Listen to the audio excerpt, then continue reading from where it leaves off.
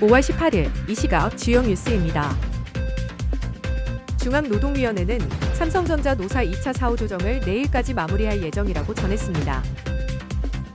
비트코인은 유가 급등과 미 국채 금리 상승으로 연방준비제도의 금리 인하 기대가 소멸하면서 76,819달러까지 하락했습니다.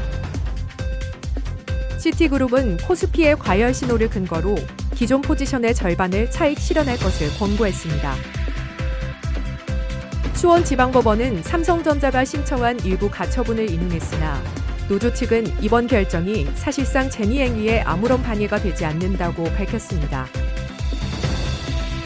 국토교통부는 광역급행철도 삼성역 구간을 포함한 영동대로 복합개발공사 전 공구에 대한 특별 현장 점검단을 꾸려 약 한 달간 점검하고 있으며 점검 결과에 따라 건설 사업자 등의 조치를 할 계획입니다. 삼성전자 노사 갈등이 주묘한 호비를 맞고 있습니다.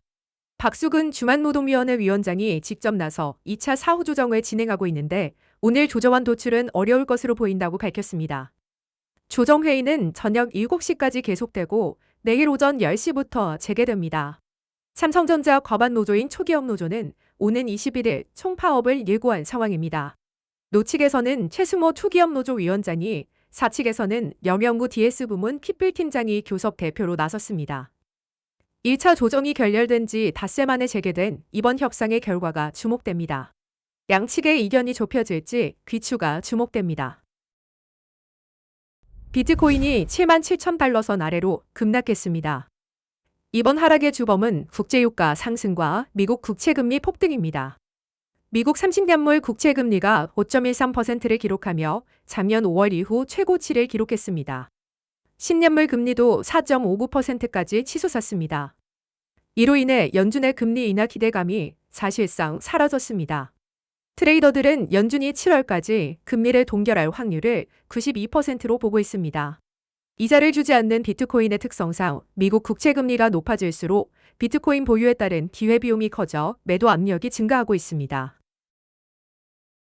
글로벌 투자은행 시티그룹이 한국 증시에 경고등을 켰습니다. 시티그룹 전략가들은 코스피가 미국 증시보다 훨씬 과매수 상태라며 기존 투자 비중을 축소했다고 발표했습니다. 특히 한국 개인 투자자들의 과도한 낙관론과 레버리지 ETF, 신용거래 확대를 주요 경고 신호로 지목했습니다. 시티는 강세장이 끝났다는 의미는 아니지만 위험이 높아졌다며 기존 포지션의 절반 정도 차익 실현을 권고했습니다. 글로벌 국채금리 급등과 지정학적 긴장도 아시아 증시 부담 요인으로 작용하고 있습니다. 투자자들의 신중한 접근이 필요한 시점입니다. 삼성전자와 노조 간 법정 공방이 치열합니다. 수원지방법원이 삼성전자가 신청한 위법 쟁의행위 금지 가처분을 일부 인용했습니다. 법원은 노조가 안전보호시설 유지와 웨이퍼 변질 방지, 시설 점거 금지 조치를 지켜야 한다고 판단했습니다. 하지만 노조 법률대리인은 주말과 연휴 인력 기준이 인용되어 실제 근무인원이 7,000명보다 적어질 것이라며 쟁의행위에는 아무런 방해가 되지 않는다고 주장했습니다. 노조는 삼성전자의 부서별 필요 인력을 구체적으로 통지해달라고 요구했습니다. 삼성전자 노사 갈등이 법정에서도 계속되고 있습니다. GTX 삼성역 구간에서 철근 누락 문제가 발생했습니다.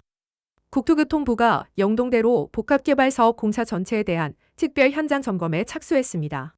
지난 6일부터 8일까지 긴급 점검을 실시한 결과 보강 방안에 대한 면밀한 검증과 전체 구조물 점검이 추가로 필요한 것으로 확인됐습니다. 점검단은 국토교통부와 국토안전관리원, 철도기술연구원 등 외부 전문가 12인으로 구성됩니다. 약 한 달간 건설사업 전반을 점검하며 건설사업자와 감리자에 대한 벌점, 과태료 등 필요 조치를 취할 예정입니다. 보강공법 검증도 이번 주 중으로 본격 검토에 들어갑니다. 공정거래위원회는 택배 5개사의 부당 티격 설정과 서면 발급 의무 위반을 이유로 총 30억 7,800만 원의 과징금을 부과하고 재발 방지 명령을 내렸습니다. 조사 결과 이들 사업자는 안전사고나 물품 훼손에 따른 민형사상 책임을 영업점에 전가하고 계약 해지 번한을 광범위하게 규정하는 등 불공정 거래 관행이 확인됐습니다. 과징금은 부당 티격과 서면 미발급 위반을 구분해 산정됐고 일부 사업자는 조사 과정에서의 협력 여부에 따라 감면을 받았습니다.